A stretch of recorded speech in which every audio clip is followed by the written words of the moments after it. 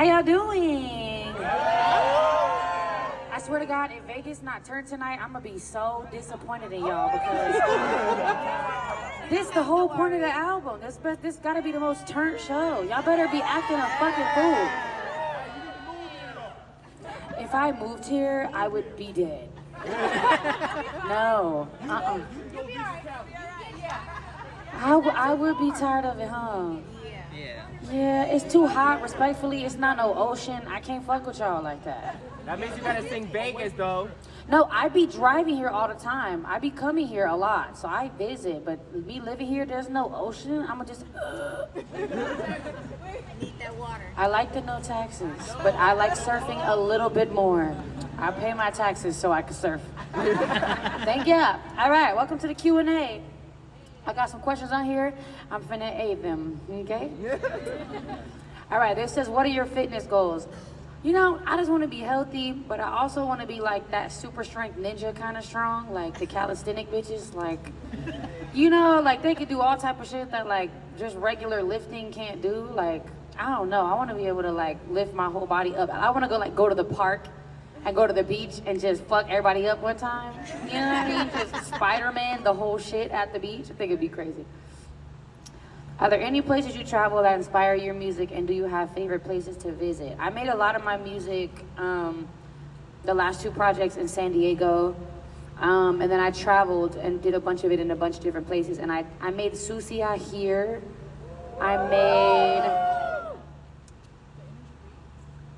Damn, y'all wasn't there. You was there. What the fuck else I made here? I didn't make Vegas here. I made Vegas in LA and then drove here to listen to it. I did a bunch of mushrooms and was like, I want to know what this sounds like over here. I made a couple things. Yeah, made a bunch. I do love y'all. I have a lot of expectations for y'all tonight. Yeah, high expectations. I keep saying it on stage too tonight, like y'all better tee the fuck up. What does your archive of unreleased music look like? And would you ever consider putting out a mix of unreleased tracks? Maybe, but sometimes those get remade and put on another project later, so I wouldn't like waste it to like, you know, just have a throwaway project full of, you know, what would essentially be looked at as throwaways. Sometimes I remake them and they get better and it's, you know, they work perfectly for a different project. I have a lot of music. I make a lot of music. I have over the years. At times when I just wanted to be a writer, so I was writing a lot of things that weren't even for me. They just were like, they're gonna go in my arsenal of, if another artist wants me to write, here they go. So yeah, I have a lot of it. Thank you. Can we get an OG Kehlani fan tour, small intimate settings for the real fans? You know, That part. I wanna do a mixtape series where like for a week, like every day, for the week, I'd pick a different mixtape and do like a night per mixtape. That's in the works, but I can't be planning a tour and planning that, so I have to wait until I have like a real stretch of off time. Would you make a bachata album? No. I'm not Dominican. I don't speak Spanish.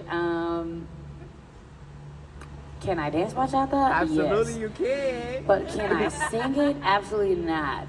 But I'm a fan. Yes, thank you. Favorite African dish? I'm gonna be basic and say jollof rice. I said that right? Is the accent somewhere else in the word? I don't know who asked me this. I'm looking for who asked me this. Did I say it right? Okay, I like steamed fish too. If you could shoot a video for any song in your discography with an unlimited budget, what song would you choose?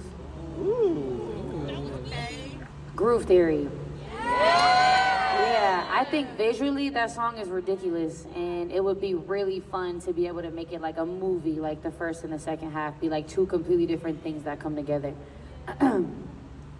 Would you ever consider doing a collab album? If so, which artist would you consider? I wanted to do one with Ty Dolla $ign. I think that would be fun. Yes. And then me and K1 talk every day, joking about doing like a mixtape together. So we'll figure out if we're gonna do that.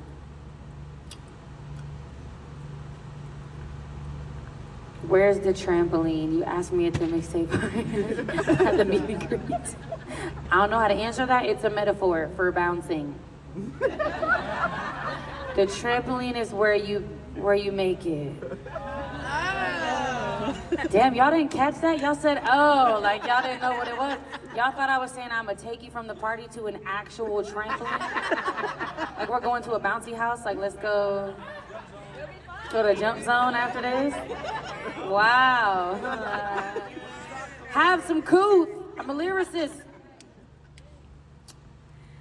I know tour life can be a little hectic. With that being said, how are you doing mentally? I'm doing fantastic. This tour is so fun. It's been such a big breath of fresh air in my life and everyone around me. And we've had the most fun we've probably ever had on any tour. So it's just been a blessing overall. Thank you for asking. What is a quote you live by? Penny said, eat, pray, love. I think just that every day is the best day ever. I have it tatted on the back of my leg. I think every day being today and today being the best day ever. I get a chance to make it however I want to make it, no matter what the day was before or what I'm anticipating for tomorrow. If I'm present in the day, I can make it however I want to make it. So that's my quote. When was your I made it moment? When I retired my mother. Yeah, she don't gotta go to work, and I don't ever gotta do anything else in this life. I did it, so.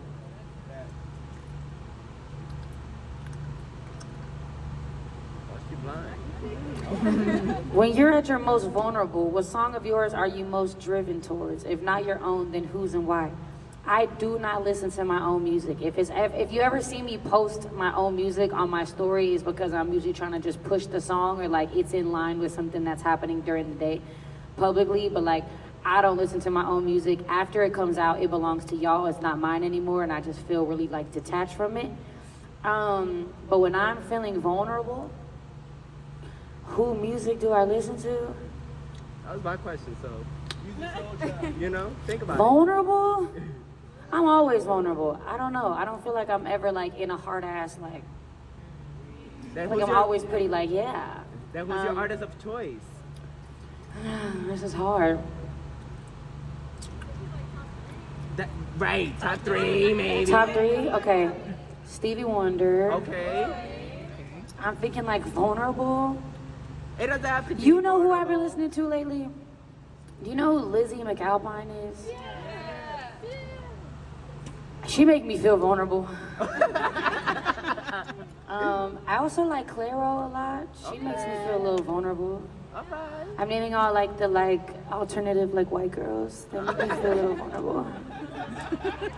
It's the little singer-songwriter guitar thing they got going on. What is your creative process like in the time between Sweet Sexy Savage and While We Wait, considering the feel of the two projects are different? I think as an artist, when you put the stamp on something being an album versus something being a mixtape, the process feels different because there's a lot more pressure when you're making an album. And Sweet Sexy Savage being my first album, there was a lot of pressure for me to be this has to feel like this polished big body of work. And While We Wait, I was just pregnant making songs, and I was I know this is not an album, this is just a mixtape, and I want something to do every day and put out. So there was this super pressurized process versus this completely just chill. I didn't travel to make it. I made it with my friends, one producer, and just chilled out with it. And it was night and day really, but typically that's the process for my mixtapes versus my albums anyways, pressure versus no pressure. Can you say happy birthday, Maya? Is that your name?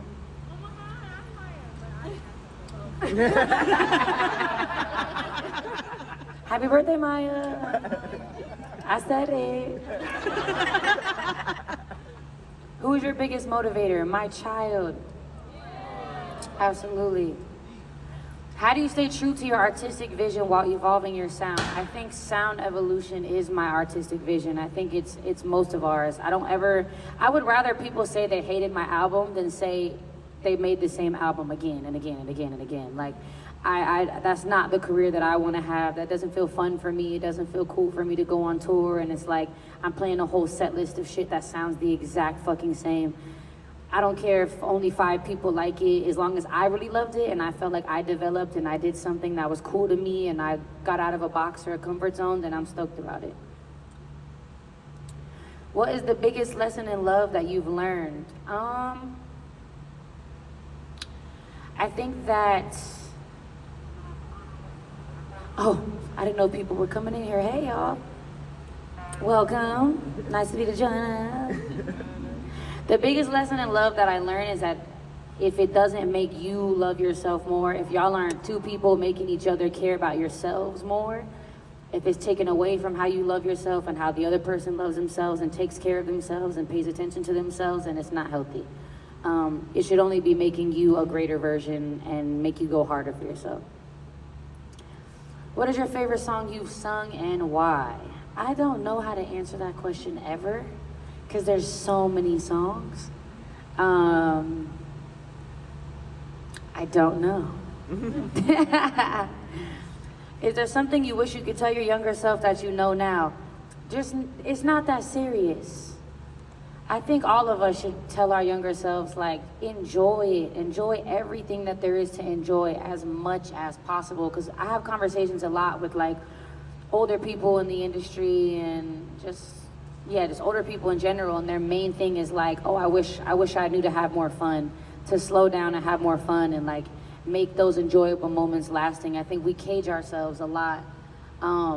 Like we do it to ourselves. Obviously, there's a lot of like shit that happens in life that makes shit painful and hard and like it puts you in a tough spot. But I think a lot of the time we prevent ourselves from a lot of enjoyment. So I would tell myself to just have the most fucking fun possible in every moment that I can. All right, those are my questions.